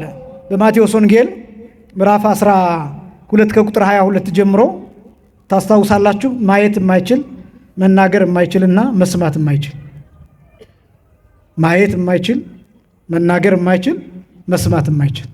ምን የማይችል አልኳችሁ? መጀመሪያ ማየት አይችልም፣ ከዛ መናገር አይችልም፣ ከዛ መስማት አይችልም። ግን ይህንን ሰውዬ ጌታ ፈውሶታል። የፈወሰው በምኑ እንደሆነ ታውቃላችሁ? በአእምሮው ጫጫታ ነው ጌታ ይህን ሰው የፈወሰው። በልቡ ተናግሯል። በልቡ ተናግሯል። በልቡ የተናገረው ምንድን ነው? እኔ ለምንድን ነው የተፈጠርኩት? እኔ ማን ነኝ? እኔ ማን ነኝ? ይህንን የሚሰማው እግዚአብሔር ብቻ ነው። አንዳንድ ነገሮችን እንደዛ ነው። ወደ ቤተክርስቲያን ስንመጣ ማንናገራቸው ነገሮች አሉ፣ በልባችን ግን የሚመላለሳል። ያንን እግዚአብሔር ይሰማል። አሁን አንዳንዶቻችን የሚመስለን መጸለይ መልካም ነው፣ ሐሳብን መግለጥ ፈቃድን መግለጥ መልካም ነው። ግን አንዳንዶቻችን የሚመስለን ስለተናገርን ብቻ የምንሰማ ይመስለናል። ለምሳሌ ብዙ ጊዜ የምለው ነገር አለ። አሁን እየጸለያችሁ ነው። እናንተ እየጸለያችሁ ነው። ዝም ብላችኋል። ትምህርት እየሰማችሁ ነው፣ ግን ደግሞ እየጸለያችሁ ነው። ለምን እንደሆነ ታውቃላችሁ? ማሰብ አላቆማችሁም። ጆሮአችሁ እየሰማ ነው፣ ልባችሁ ደግሞ እያሰበ ነው። በልባችሁ የምታስቧቸው ነገሮች አሉ። እዚህ በመምጣታችሁ እንዲፈታላችሁ፣ እንዲቀየርላችሁ የምትፈልጓቸው ነገሮች፣ እንዲመለስላችሁ የምትፈልጉት ጥያቄ ይኖራል። ያንን እግዚአብሔር ይሰማዋል። ስላልተናገራችሁ እንዳይመስላችሁ። በቃ እግዚአብሔር በልብ ውስጥ ያለውን ጭምር ይመለከታል። ቅዳሴ ታስቀድሳላችሁ፣ እግዚኦ ተሳሃለነ ትላላችሁ። አንዳንዱ ሰው የሚመስለው እግዚኦ ተሳሃለነ ሲል ይቅር በለኝ ያለ ብቻ ይመስለዋል። ግን ደግሞ ይሄ ጸሎት ሁሉንም የሚይዝ ነው። ስለ ትዳር ያልጠየቅ ሊመስል ይችላል። ለምን? አቤቱ ይቅር በለኝ ነው ያልኩትና የትዳር ጥያቄ የለበትም፣ የሥራ ጥያቄ የለበትም፣ የኑሮ ጥያቄ የለበትም፣ የህይወት ጥያቄ የለበትም፣ የልጅ ጥያቄ የለበትም ብለህ ልታስብ ትችላለህ። ግን አለው። ምክንያቱም እግዚአብሔር ለምን እንደመጣ፣ ምን እንደሚያሰቃይ፣ ምን እንደምትፈልግ ያውቃል። ስለዚህ መልሷል። አንዱ ጸሎት በብዙ አቅጣጫ ነው እግዚአብሔር ፊት የሚቀርበው፣ በብዙ አቅጣጫ። እነዚህን በደንብ መረዳት ያስፈልጋል። ለዚህ ነው አሁን አንዳንዱ ሰው ቅዳሴ አላረካው ይልና የግል ጸሎቱን አውጥቶ ትልቅ መጽሐፍ ይዞ ቅዳሴ መሃል ዘርግቶ የሚጸልይ ሰዋል። ይሄ ሰው ምን አይነት ሰው እንደሆነ ታውቃላችሁ? አንደኛ ነገር ቅዳሴውን የናቀ ያልተረዳ ሊሆን ይችላል። አሁን ለሱ የቅዳሴ ጸሎት ጸሎት አይደለም፣ የማህበር ጸሎት ጸሎት አይደለም። ከዛስ የሱ ጸሎት ከቅዳሴው ይበልጣል። ከዛስ እሱ ጸሎት የሚመስለው በቃ የመዝገበ ጸሎቱን ይዞ በቅዳሴው መሃል በእግዚአብሔር ፊት ስለቆመ እግዚኦ ተሳሃለነ፣ ከዛስ መጽሐፉን ይገልጣል። ሰላም ለኩልክም እስከሚባል ምስለ መንፈስከ፣ ከዛስ አሁንም ሌላ እስከሚባል እሱ መጽሐፉን ይገልጣል። እነዚህ ነገሮች ኃጢአት ናቸው። በነገራችን ላይ ንስሐ ሁሉ የሚገባበት ኃጢአት ነውር ነው፣ ትዕቢትም ነው። በቅዳሴ ጊዜ የሚጸልይ ሰው ትዕቢተኛ ሰው ነው። ራሱን ከፍ አድርጎ በቅዳሴ ጊዜ ብቻ አይደለም፣ በማህበር ጸሎት ጊዜ የግል ጸሎትን የሚጸልይ ሰው ትዕቢተኛ ነው። የማህበር ጸሎት ራሱን የቻለ የሚያድን፣ የሚጠግን፣ የሚፈውስ ነው። የህብረት ጸሎትን የማህበር ጸሎትን ብቻ ከመብላት አንድ ላይ መብላት፣ ይሄ ለምግብ ብቻ አይደለም፣ ለጸሎት ብቻ አይደለም፣ ለምግብም ጭምር ነው። ቤተሰብ ከሆነ አንድ ላይ መመገብ ያስፈልጋል። ጓደኞች ከሆነ አንድ ላይ መብላት ያስፈልጋል። ማህበር ከሆነ በየቦታው የተቆራረጠ ሳህን የተቆራረጠ እንጀራ ይዞ ከመቀመጥ አንድ ላይ ብላ እንጂ ብይ እንጂ ላጉርስም፣ ይሄ አልተመቸህም፣ ይሄ አልጣፈጠህም ብሎ አብሮ መብላት ክርስትና ነው። በነገራችን ላይ የክርስቲያን አንድ ጠባይ ነው። በምግብ ብቻ አይደለም፣ በማንኛውም ነገር መተባበር፣ አንድ ላይ መሆን፣ ጤነኛ በሆነ ህብረት፣ ጤነኛ በሆነ አንድነት፣ ጤነኛ በሆነ መሰባሰብ፣ በእነዚህ ነገሮች መቀጠል የአንድ ክርስቲያን ትልቅ ዋጋ ነው። በነገራችን ላይ ዓለም እያጣ ያለው ትልቅ ነገር በዚህ ዘመን ይሄ ነው፣ አንድ መሆን። ያው በዚህ በቴክኖሎጂ ብቸኞች እንድንሆን ተደርገናል። የሚሰራብንም እንደዛ ስለሆነ ቤተክርስቲያኒቱ ብቻ ናት እንዲህ ህዝብ ሰብስባ የምታስተምረው፣ ቤተክርስቲያን ሰብስባ ወንጌል የምትናገረው ይቺ ቤተክርስቲያን ብቻ ናት። ህብረት እየቀረ ነው። በጣም ብዙ ነገሮች ዲጂታል እየሆኑ ነው። አሁን እንደምታውቁት በዘመናዊነት ሰበብ ሰዎች በአካል እንዳይገናኙ፣ እንዲራራቁ፣ እንዲፈራሩ፣ በሽታ ይተላለፍብኛል እንዲል አንዳንዱ ማስክ አድርጎ መሄድ፣ ህዝብ የሚበዛበት አካባቢ ምናልባት የሰው ትንፋሽ ያገኘኛል ብሎ ማስክ አድርጎ ይሄዳል። መድኃኒት እኮ ነው የሰው ትንፋሽ እኮ መድኃኒት ነው። ሰው ለሰው ምኑ ነው የሚባለው? መድኃኒቱ ነው። ቤተክርስቲያን በቅዳሴ ጊዜ ይህን ታደርጋለች፣ በማህሌት ጊዜ ይህን ታደርጋለች፣ በጉባኤ ጊዜ ይህን ታደርጋለች። ሰው አንድ ላይ ሲሰባሰብ አንዱ አንዱን ይባርካል፣ አንዱ ለአንዱ የመዳን ምክንያት ይሆናል፣ አንዱ ለአንዱ ይጸልያል። ከዚያ መካከል የበቃው ሰው ለሌላው ይተርፋል። ስለዚህ አንድነት ይፈለጋል። ስለዚህ ቤተክርስቲያን ይህን ታደርጋለች እና ይህንን በደንብ ማወቅ ይገባል፣ በደንብ መረዳት ያስፈልጋል። ስለዚህ አንዱ በቅዳሴ ጊዜ የሚታየው በቤተክርስቲያን አገልግሎት ጊዜ የሚታየው ይሄ ነው እና ይህንን ምስክርነት በቃላችን እንናገራለን። ይሄ ሰው ግን መናገር ስለማይችል በልቡ ተናግሯል፣ በአይምሮው ጮሃል። ጌታ አምላክ ነው፣ ሰምቶታል። ሄዶ ወፈወሶ ለውእቱ ድውይ ነበበሂ ወርእየሂ ወሰምዐሂ፣ ይሄ ድውይ እስኪያይ ድረስ እስኪናገርና እስኪሰማ ድረስ ፈወሰው። ክብርና ምስጋና ለስም አጠራሩ ይሁን፣ አመስግኑት። እስኪያይ እስኪሰማ እስኪናገር ተናገረ። ይሄ ሰውዬ መናገር የሚችሉት ሰዎች እንዲህ ብለው ተናግረዋል። ዕውራን አይናቸው ማየት የማይችሉ የነበሩ ሰዎችና ሌሎችም ሰዎች ወልደ ዳዊት ተሳሃለነ ብለው ጮኸዋል። የዳዊት ልጅ ማረን ብለው ጮኸዋል። ይህ ሰውዬ ግን መጮህ አይችልም። የዳዊት ልጅ ማረኝ ብሎ መጮህ አይችልም። ለምን? ዱዳ ነው፣ መናገር አይችልም። ስለዚህ እግዚአብሔር ምን ያደርጋል? በቅዳሴ መሃል መናገር የማይችሉ ሰዎች መጥተው ቢያስቀድሱ በምንም ምክንያት እኩል እግዚኦ ተሳለን ከሚሉ ሰዎች ጋር ጸሎታቸውን ይሰማቸዋል። እኩል በልበ አምላክ ዳዊት ምስጋና አንድ ቃል ታስታውሳላችሁ። እስትንፋስ ያለው ሁሉ ማንን ያመስግን ይላል? እግዚአብሔርን ያመስግን። ምን ያለው ሁሉ? እስትንፋስ ያለው ሁሉ። መናገር የማይችሉ ሰዎች እስትንፋስ አላቸው የላቸው? ማንበብ የማይችሉ ሰዎች በተለያየ ምክንያት አይነ ስውራን ሆነው ሊሆን ይችላል፣ ወይም ያልተማሩ ሆነው ሊሆን ይችላል። ማንበብ ላይችሉ ይችላሉ። ግን እስትንፋስ ያለው ሁሉ ማንን ያመስግን? እግዚአብሔርን። ይሄ ስልጣን ነው ለፍጥረት ሁሉ የተሰጠው። እስትንፋስ ያለው ሁሉ መተንፈስ ራሱ ምስጋና ነው። በእግዚአብሔር ቤት ሆኖ መተንፈስ ምስጋና ነው። በእግዚአብሔር ቤት ሆኖ መተንፈስ። ለጸሎት ቁሞ ምንም መናገር ላይቻል ይችላል፣ ግን መተንፈስ። በቅዱሳት ስዕላቱ ፊት ቆሞ ምንም ላትናገር ትችላለህ፣ ግን መተንፈስ በዚያ ሰዓት ምስጋና ነው። ምክንያቱም ያ ትንፋሽ በዛ ሰዓት በእግዚአብሔር እየተባረከ ነው። የእግዚአብሔርን ስም እያሰብን ነው ምን ቆመው። ያለቀስ ሊሆን ይችላል፣ እንባችን እየፈሰሰ ሊሆን ይችላል፣ ምንም ሊሆን ይችላል፣ ግን ያ ትንፋሽ ምስጋና ነው። ያ ትንፋሽ ጸሎት ነው። ያ ትንፋሽ መስዋዕት ነው። በቅዳሴ ጊዜ ማንም ሰው እንዲሳተፍ የምንፈልገው ለዛ ነው። ማንም። ያ ብቻም አይደለም። ሕፃናት በቤተ መቅደስ በቅዳሴ ጊዜ ተገኝተው ምንም ላይሉ እኮ ይችላሉ። መገኘታቸው መስዋዕት ነው። ማስቀደሳቸው መስዋዕት ነው። ምንም ላይሆን ይችላል። እነዚህ ሕፃናት በጣም ስለሚጨንቁ አንዳንድ ጊዜ ሊሯሯጡ ይችላሉ፣ ሊጮሁ ይችላሉ። ምስጋና ነው። ሕፃናቱን ስርዓት አታስይዟቸው ማለት አይደለም። እንደዚህ ስላቸው በቃ ምስጋና ነው ብላችሁ ደግሞ ለቃችሁ ቤተ መቅደሱ እንዳታስበጠብጡት። ግን ከአቅም በላይ ይሆን የሚያለቅሱ ሕፃናት አሉ። የ6 ወር የ7 ወር እንደዚህ ሊቆርቡ የሚመጡ ሕፃናት ምስጋና ነው።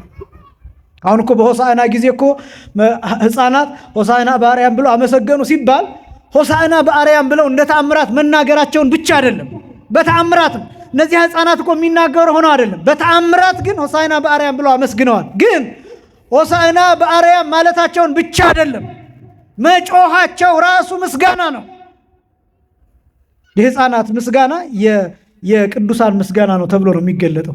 እንኳን አይደለም ሕፃናት፣ እነዚህ ሕፃናት ይቅርና በማህፀን ውስጥ ያሉ ጽንሶች ያመሰግናሉ። በነገራችን ላይ አንደኛ በማህፀን ያሉ ሕፃናት የሚያመሰግኑት ምስጋና፣ ሁለተኛ አዳምና ሔዋን በገነት 7 ዓመት ይኖሩ በነበረበት ጊዜ ያመሰግኑበት የነበረበት ምስጋና፣ ሶስተኛ ቅዱሳን ከበቁ በኋላ የሚያመሰግኑት ምስጋና፣ አራተኛ ነፍሳት አሁን በገነት ያሉ በዚህ ሰዓት የሚያመሰግኑት ምስጋና፣ አምስተኛ መላእክት በሰማይ የሚያመሰግኑት ምስጋና፣ ስድስተኛ በቅዳሴ ጊዜ የሚቀርበው ምስጋና አንድ ነው።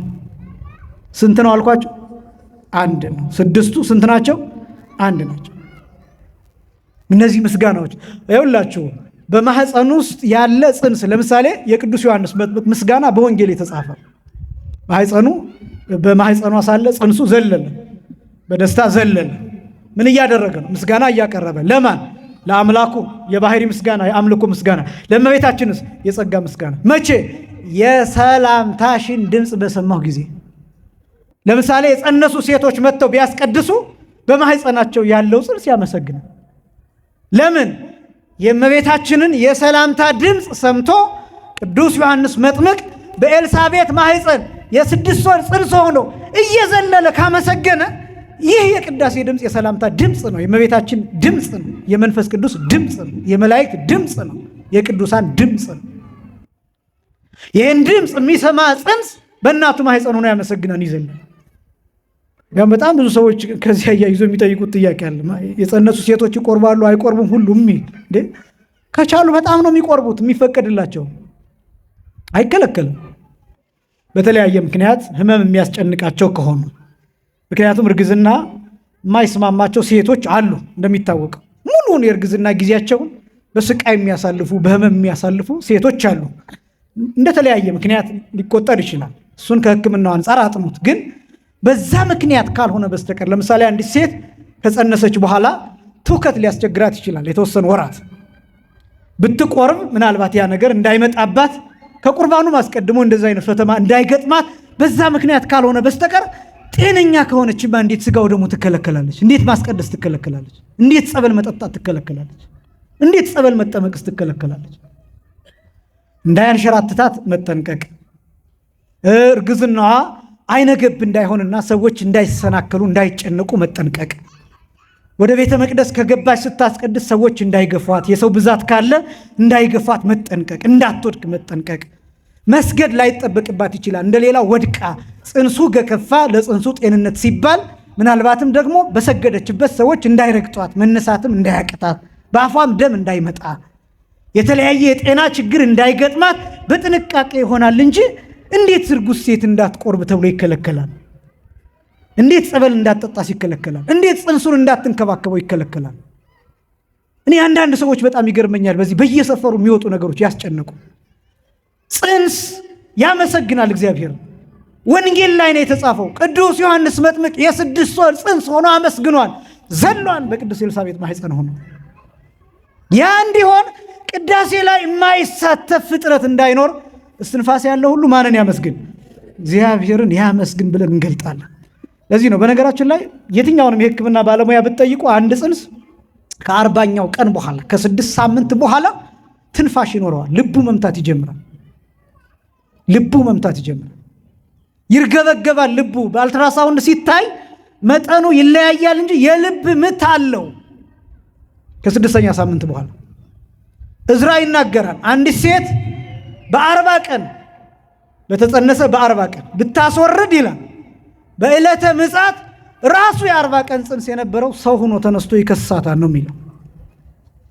ከዛ ፊት ማስወረድ ክልክል ነው እየተፈቀደ ነው ምናምን አላልኩም። ማስወረድ ምን ጊዜም ኃጢአት ነው።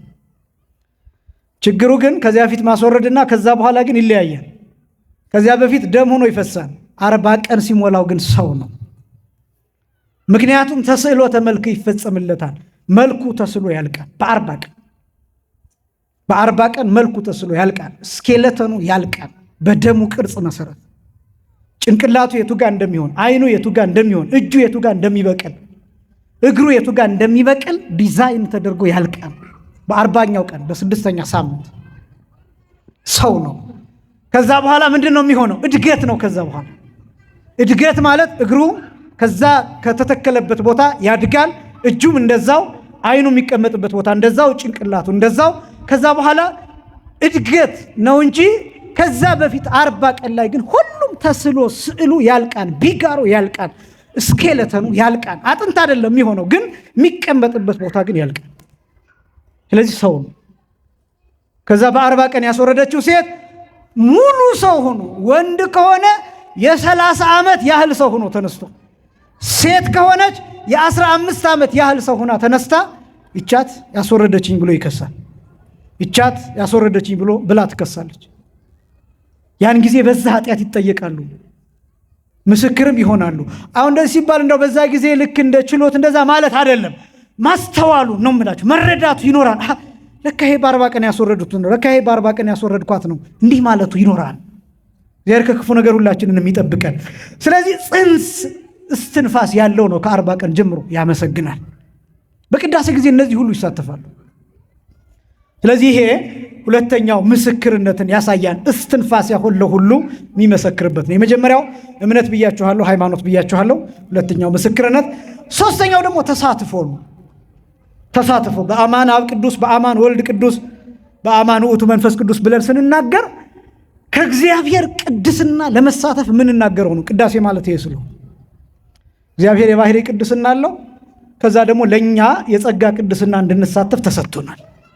እና እኔ በጣም ነው የሚገርመኝ። እውነቴን ነው።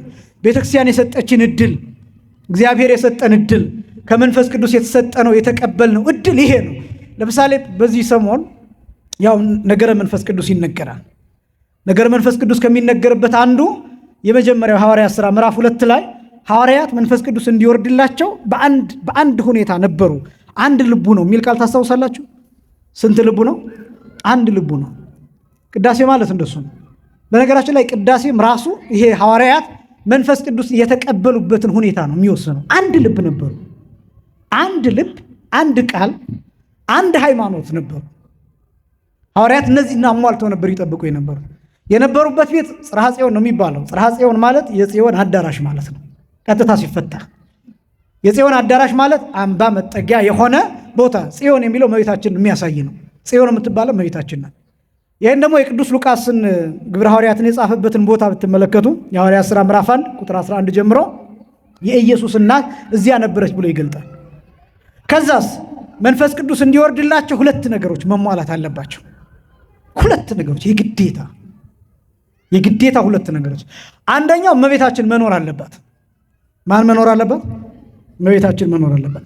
ሁለተኛ የሐዋርያት ቁጥር በትክክል አጠቃላይ የ120 ቤተሰብ ቁጥር ሙሉ መሆን አለበት። 120 መሆን አለባቸው። ስንት መሆን አለባቸው? 120 መሆን አለባቸው። 119 ነበሩ። 119 ነበሩ። ማን ጎሎ ነበር? እሺ ሐዋርያት 11 ብቻ ነበሩ። ማን ጎሎ ነበር? ይሁዳ ጎሎ ነበር። ስለዚህ ቁጥራቸው 12 መሆን አለበት። ስንት መሆን አለበት? አጠቃላይ 120 ቤተሰብ መሟላት አለበት መንፈስ ቅዱስ እንዲወርድ። ለምንድን ነው የሚያስፈልገው ቢባል መንፈስ ቅዱስ አንድ በሆኑ ሰዎች ላይ፣ በሚለያዩ ሰዎች ላይ መንፈስ ቅዱስ አያድርም። ማረጋግጥላቸው ነገር መጽሐፍ የሚናገረው የሚያረጋግጠው ጌታም ደጋግሞ የተናገረው በኢየሩሳሌም ከተማ ቆዩ ኃይልን እስክትለብሱ ድረስ ብሎ ለሁሉም እጆቹን አንስቶ እየባረከ ያረገበት ምክንያት 10 ቀን ታግሰው አንድ ሆነው እንዲቆዩ ለሐዋርያት በአጽንዖት የተናገረበት ምክንያት በተለያየ ሰው አያድርም። መንፈስ ቅዱስ ህብረት ይፈልጋል፣ አንድነት ይፈልጋል። መንፈስ ቅዱስ የሚያድረው በእነዚህ አይነት ሰውነት ነው። ለዚህ ነው ሀበነ ንህበር በዘዚአከ መንፈስ ቅዱስ። ቅዳሴ ላይ ከምንጸልየው ጸሎት አንዱ የባህሪ ሕይወትህ በሆነው በመንፈስ ቅዱስ አንድ እንድንሆን ዘንድ አንድ መሆኑን ስጠን ብለን የምንጸልይበት ምክንያት ይሄ ነው። የመንፈስ ቅዱስ መገለጫው አንድነት ነው፣ ህብረት ነው፣ አለመለያየት ነው። በቂም በበቀል በብሔር በቋንቋ በእነዚህ ነገሮች አለመለያየት ነው። መንፈስ ቅዱስ የሚያድረው እንደዚያ ነው። ሐዋርያት ይሄን ማድረግ አለባቸው። የመጀመሪያው እመቤታችን በመካከላቸው መኖር አለባት። ለምን? መሪያቸው ናት እመቤታችን። አስቀድሞ መንፈስ ቅዱስ ጸጋ በምድር ላይ ራሱ እንዲያርፍ ምክንያት የሆነችው እመቤታችን ነው።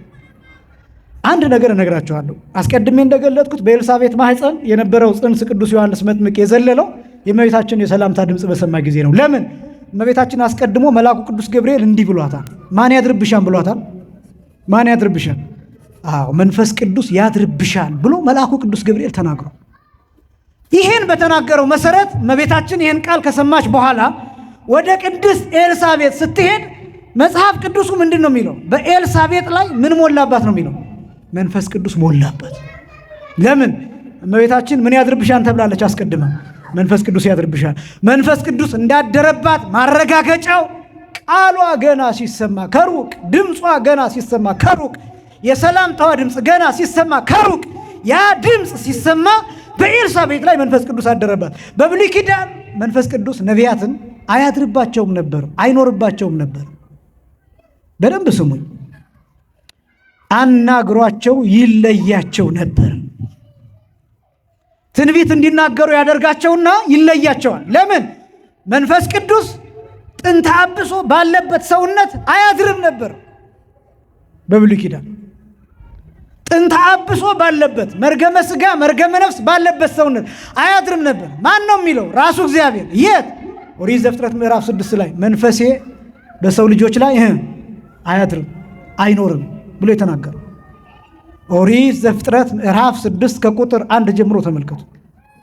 ከዛስ ልክ አዲስ ኪዳን ሲመጣ በነቢዩ በኢዩኤል እንዲህ ብሎ ተናገረ። መንፈሴን በሰው ልጆች ሁሉ ላይ ሥጋ በለበሰ ሁሉ ላይ አሳድራለሁ። ትንቢተ ኢዩኤል ምዕራፍ 2 ቁጥር 28። ከዛስ ጊዜው ሲደርስ መንፈስ ቅዱስ በሐዋርያት በ120 ቤተሰብ ሁሉ ላይ ያደረባቸው። ክብርና ምስጋና ለስም አጠራር ይሁን። ያ ካሳ ከተከፈለ በኋላ ሥጋ ከተቆረሰ ደም ከፈሰሰ በኋላ። ከዚህ አስቀድሞ ግን የመንፈስ ቅዱስን ጸጋ የተቀበለችው እመቤታችን ቅድስት ድንግል ማርያም ብቻ ናት። ለዚህ ነው ጸጋን የሞላብሽ ደስ ይበልሽ ብሎ መልአኩ ቅዱስ ገብርኤል የተናገረው። ስለዚህ እመቤታችን አስቀድማ የመንፈስ ቅዱስን ጸጋ የተቀበለች በመሆኗ በመካከላቸው መኖር ነበረባት። አንደኛው። ሁለተኛው ሐዋርያት ቁጥራቸው 120 መሆን አለበት። ግን 120ውም ቤተሰብ አንድ ልብ መሆን አለበት። ስንት ልብ መሆን? አንድ ልብ መሆን አለበት። መንፈስ ቅዱስ የሚወርደው ከዚያ ከዛስ ልክ አንድ ልብ ሆነው የጸለዩ የተጉ ያመሰገኑ በይሁዳ ቦታ ማትያስን ተክተው በጸሎት ዕጣ ጥለው በዕጣው መሰረት ማትያስ ላይ ዕጣው ከወጣ በኋላ ሐዋርያት ቁጥራቸው 12 ከሆነ በኋላ አጠቃላይ ደግሞ 120 ቤተሰብ ከተሟላ በኋላ መንፈስ ቅዱስ ይወርዳል። ሲወርድ ግን ሁለት አስደናቂ ነገሮች ታይተዋል። ቅዳሴ ማለት እሱ ነው እያልኳቸው ነው። የመጀመሪያው ከላይ ቀጥታ ከሰማይ የሚመጣ ነፋስ፣ ሁለተኛው በእያንዳንዳቸው ራስ ላይ የሚወርድ እሳት። እነዚህ ሁለት ነገሮች ታይተዋል። ሁለቱም ቅዳሴ ላይ ያሉ። ነፋሱ ባዶውን አይደለም የመጣው። ወመልአ መዓዛሁ ቤተ ይላል። ቤቱን በሙሉ ልዩ ጠረን ሞላው ነው የሚለው። ነፋሱ ብቻውን አይደለም የመጣው። ቅዳሴ ላይ የምታሸቱት መዓዛ አለ፣ የዕጣን መዓዛ። በእያንዳንዳችን አፍንጫ በተአምር የሚደርስ መዓዛ አለ። ገና ከበር ስትገቡ የሚሸታችሁ መዓዛ አለ፣ የዕጣን መዓዛ አለ፣ የዕጣን ሽታ አለ በእያንዳንዳችን። ካህኑ የሚያጥኑት ውስጥ ነው፣ ከቤተ መቅደሱ አይወጡም። ምናልባት በሩ ላይ ሊሆን ይችላል የሚያጥኑት፣ ግን ደግሞ የቤተ መቅደሱ በር ላይ ላለው ሰው መዓዛው እንዴት እንደሆነ ሳይታወቅ አፍንጫው ላይ ይደርሳል። አንዳንድ ጊዜም በተለይ በገጠሪቱ ቤተክርስቲያን ብትሄዱ ገና ሩቅ ሆናችሁ ዕጣኑ ይሸታችኋል። ገና ሩቅ ሆናችሁ። ይሄ የሚያሳየው መንፈስ ቅዱስ በዚህ ቤተክርስቲያን ዛሬም መዓዛውን በእያንዳንዳችን የልቡን አፍንጫ እያደረሰ በመዓዛው እንደሚባርከን የሚያሳይ ነው። ነፋሱ ልዩ የሚያደርገው ይሄ ከሰማይ የመጣ ነው። ቀጥታ ከሰማይ የመጣ ነው። አሁን ብዙ ሰው ነፋስ ምናምን ሲባል ልክ ከአካባቢው ይሄ ቤቱን ለማፍረስ ምናምን የሚመጣ አይነት ነፋስ ነው የሚመስለው። አይደለም። ከሰማይ ድንገት እንደሚነጥቅ አውሎ ድምፅ ነው የሚለው።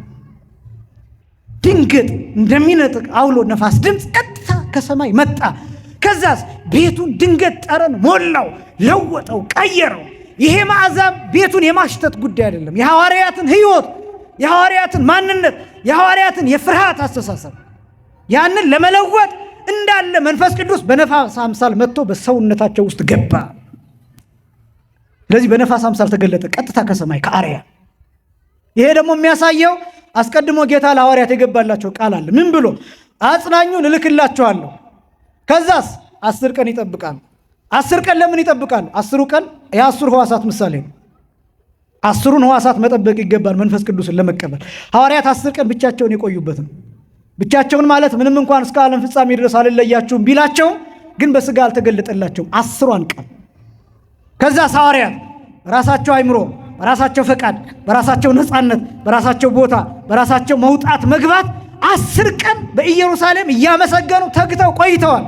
10ሩን ሕዋሳት ከጠበቁ በኋላ መንፈስ ቅዱስ መጣ፣ በ10 ሕዋሳቶቻቸው ላይ አደረባቸው፣ ለያቸው፣ ቀደሳቸው፣ አነጻቸው። የመጀመሪያው ይሄ ነው ነፋሱ። ሁለተኛው መዓዛውን ማምጣት ብቻ አይደለም። ነፋስ ዘር ያሰራጫል። ነፋስ እንደ ሲድ ዲስፐርሳል ኤጀንት ተብሎ ይገለጣል። ማንኛውም የእጽዋትን ብታጠኑ በጣም ብዙ ኤጀንቶች አሉ። አንድ ዛፍ ለምሳሌ እዚህ ብንተክል ፍሬ ቢኖረው ነፋስ መጥቶ ዛፉን ያናውጠዋል። ያን ጊዜ ፍሬዎቹ ምን ይሆናሉ? ይረግፋሉ፣ ይወድቃሉ። ከዛ ፍሬው የወደቀበት ዘሩ የወደቀበት ቦታ ያ ዛፍ እንደገና ምን ይሆናል? ይበቅላል። በዚህ መልክ ዛፍ እንደዛ ይራባል። በተለያየ ምክንያት ሊራባ ይችላል። ነፋስ አንዱ ነው። እንስሳት አንዱ ናቸው። በፀጉራቸው ተሸክመው ከቦታ ቦታ ያንቀሳቅሱታል። አዕዋፋት እንደዛ ናቸው። አምልጧቸው ይወድቃል። በወደቀበት ቦታ ይበቅላል። በጣም ብዙ አለ። ውሃ ሌላኛው ምክንያት ነው። ጎርፍ ይዞት ይሄዳል። አንድ ቦታ ይተፋዋል፣ እዛ ይበቅላል። እዛ ደግሞ ሰውም ራሱ አንዱ ቦታ ነቅሎ ሌላ ቦታ ይተክለዋል፣ ወይም አንዱ ቦታ ዘሩን ወስዶ አንድ ቦታ ያበቅለዋል። ከነዛ ውስጥ አንዱ በጣም ከፍተኛውን ድርሻ የሚወስደው ነፋስ ነው። ነፋስ ዛፍን ያናውጠዋል። ነፋሱ የተወሰነ ፍሬውን ይዞት ይሄዳል። በተወሰነ ርቀት ከሄደ በኋላ የነፋሱ ፕሬሸር እየደከመ ሲሄድ በግራቪቲ ምክንያት ደግሞ ዘሩ ዱብ ይላል። የተወሰኑ ሜትሮች ሊሄድ ይችላል። እዚያ ያ ዛፍ ራሱን ይተካል። መንፈስ ቅዱስ እንደዛ ያደርጋል። ምንድነው ያደረገው መንፈስ ቅዱስ? ኢየሩሳሌም ውስጥ የተመሰረተውን ክርስትና ኢትዮጵያ ውስጥ አመጣው። አስደናቂ እኮ ነው። ኢየሩሳሌምና ኢትዮጵያን ርቀቱን ተመልከቱ። እስከ ምድር ጫፍ ድረስ መንፈስ ቅዱስ የክርስትናን ዘር በየቦታው በተነው፣ መዓዛውን ለሁሉ አደረሰው። አንዱ እኔ አሁን ከሄድኩበት ጉዞ እጅግ በጣም የተደነኩበት የምድር ጫፍ ተብሎ የሚጠራው ኖርዘርን እርዝ ፖል የሚባለው የመሬት ሰሜናዊ ዋልታ ተብሎ የሚጠራው ቦታ እዛ ሄጃለሁ። ያ ቦታ ማለት ከታህሳስ፣ ጥር፣ የካቲት እነዚህ ቦታዎች ላይ 24 ሰዓት ጨለማ የሚሆንበት ምንም አይነት የፀሐይ ብርሃን የማይታይበት፣ አሁን ደግሞ 24 ሰዓት ብርሃን የሆነበት ቦታ እና እዚህ ቦታ ክርስቲያኖች አሉ። እዛ ቦታ ያስተማርኳቸው ክርስቲያኖች 20 ክርስቲያኖች ናቸው። ስንት ናቸው አልኳቸው? 20 ናቸው። ቤተክርስቲያን የላቸው ማህበር ናቸው፣ ግን ቤተክርስቲያን ናቸው። ቤተክርስቲያን ናቸው ስላችሁ ታቦት አላቸው ማለት ተሰይመዋል። በሊቀ ጳጳሱ እውቅና ተሰጥቷቸው በሀገረ ስብከቱ እንደ ቤተክርስቲያን ነው። ከተለያየ ከአርመኖችም ከካቶሊኮችም ቤተክርስቲያን እየተዋሱ እየሰጧቸው ቅዳሜና እሁድ እንደዚህ በ3 ወር አንድ ጊዜ ቅዳሴ ይቀደሳል። በ3 ወር ስንት ጊዜ አልኳቸው? አንድ ጊዜ። እሱም ደግሞ ካህን ሲገኝ በቃ ለምሳሌ ሄድን እኛ አንድ ቄስና አንድ ዲያቆን ነው የቀደሱት። እዚህ 5 7 10 ምናምን እየሆነ ነው አይደል የምንቀድሰው። እዚህ አንድ ሰው ብቻውን ሊቀድስ ይችላል። እየየም ሲደላ ነው ይባላል። እኛ እዚህ በ7 በ15 እየየ የምንለው ስለደላ ነው። በአንድ ብቻም ሊቀደስ ይችላል። 20 ናቸው ያልኳችሁ ሌላ አይደለም። ባልና ሚስት ለየብቻ ተቆጥረው ነው። 10 እንዳልላችሁ እንዳትደነግጡ ብዬ ነው 20 ያልኳችሁ እንጂ 10 ባልና ሚስት ናቸው። 10 አባወራ። ግን እነዚህ ሰዎች በዛ ብርታት ልጆቻቸው በጣም በከባድ ሁኔታ የሚያስጨንቃቸው በጣም ብዙ ነገር አለ። በጣም ብዙ የሀገሩን ቋንቋ ነው የሚያውቁት። አማርኛ በጣም ይቸገራሉ። ሲያስተምሯቸው እሺ አይሉም። ሂደው ለማስቀደስ ይጨነቃሉ። ለመቁረብ ልጆቹ ውሪ ይላሉ። ምንድን ነው ምን ጉድ ነው ብለው ልጆቹ ራሳቸው ምንድን ነው የምታመጡን እዚህ ይሄ ምንድን ነው እንደ ሌላ ነገር ያዩታል እነሱ። ምክንያቱም በ3 ወር ነው የሚያዩት ልጆቹ። በ3 ወር ከፍተኛ የሆነ እድገት ነው የሚያሳዩት፣ በጣም በከፍተኛ እና ከ3 ወር በኋላ እንደገና ያን ይረሱትና ዛሬ ቆርበው ለምሳሌ ዛሬ 3 ወር ይረሱታል። እዛ ረስተውት እንደ አዲስ ይሆንባቸውና ልክ እንደ ሆረር ፊልም ነው የሚመለከቱት። ምንድን ነው ይሄ ብለው ይጨነቃሉ፣ ያለቅሳሉ፣ ሩር እያሉ ነው የሚቆርቡት። እና ግን እኔ በጣም የሚገርመኝ የክርስትናው ቤተክርስቲያን ስላለች እኛ ሄድን። ይሄ ማረጋገጫ ነው። እኔ ሄድኩኝ፣ ከዚህ ተነስቼ እዛ ሄድኩኝ። የቤተክርስቲያኗ መኖር ምልክት ነው።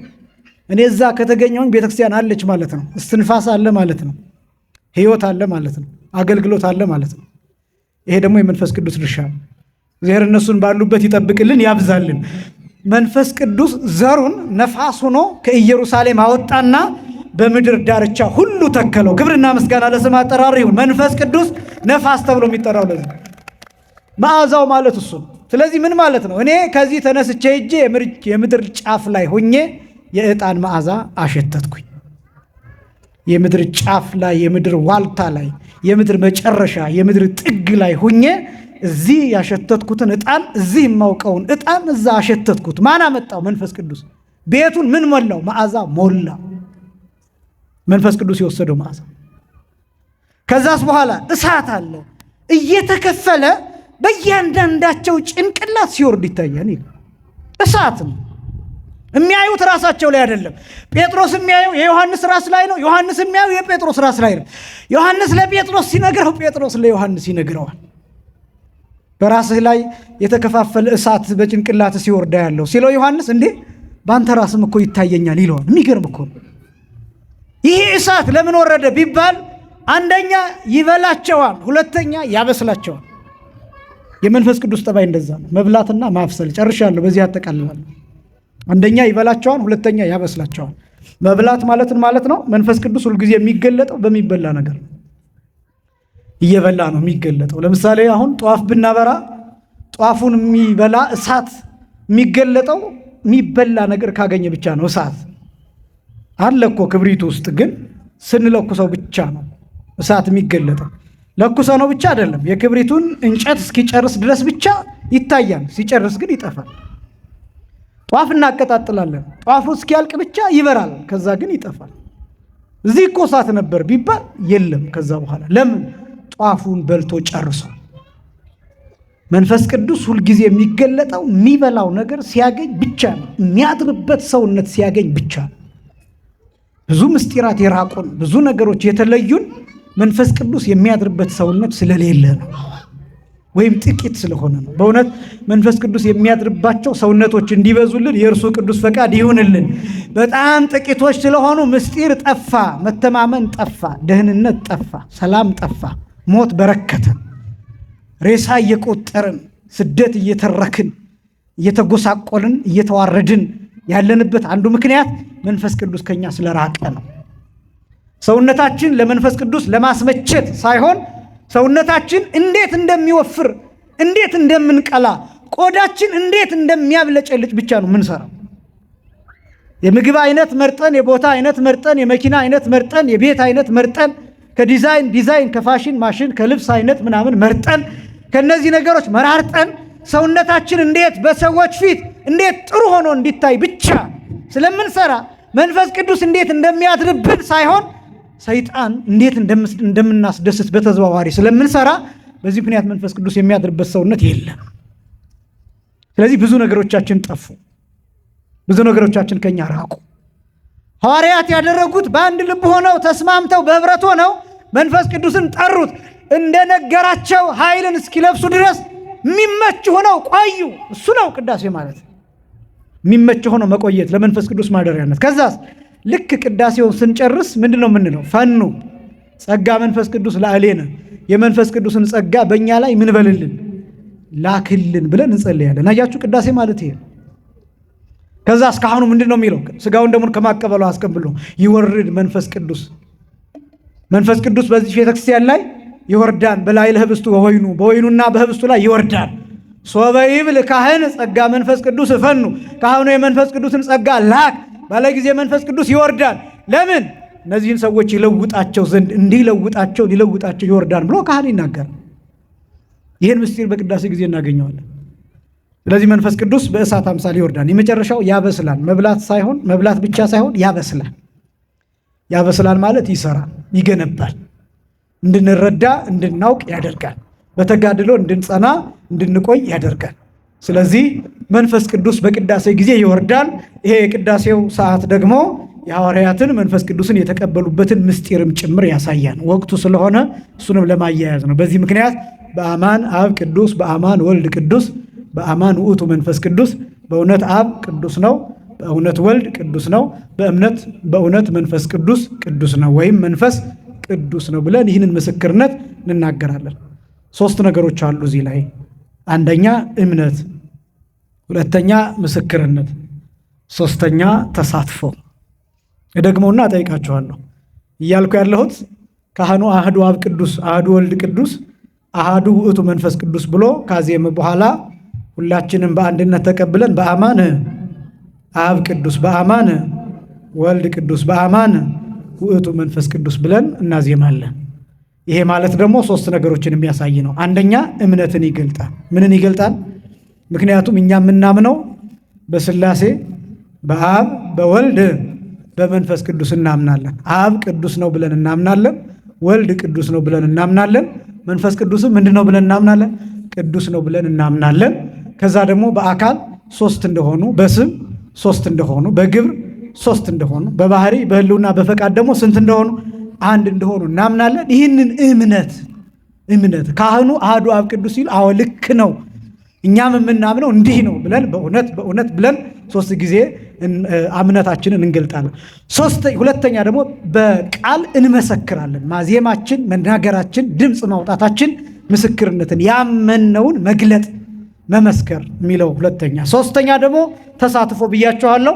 አብ ቅዱስ ነው፣ ወልድ ቅዱስ ነው፣ መንፈስ ቅዱስ ቅዱስ ነው ብለን ስንናገር እኛም ከዚህ ቅድስና በጸጋ እየተሳተፍን ነው። በምን እየተሳተፍን አልኳችሁ?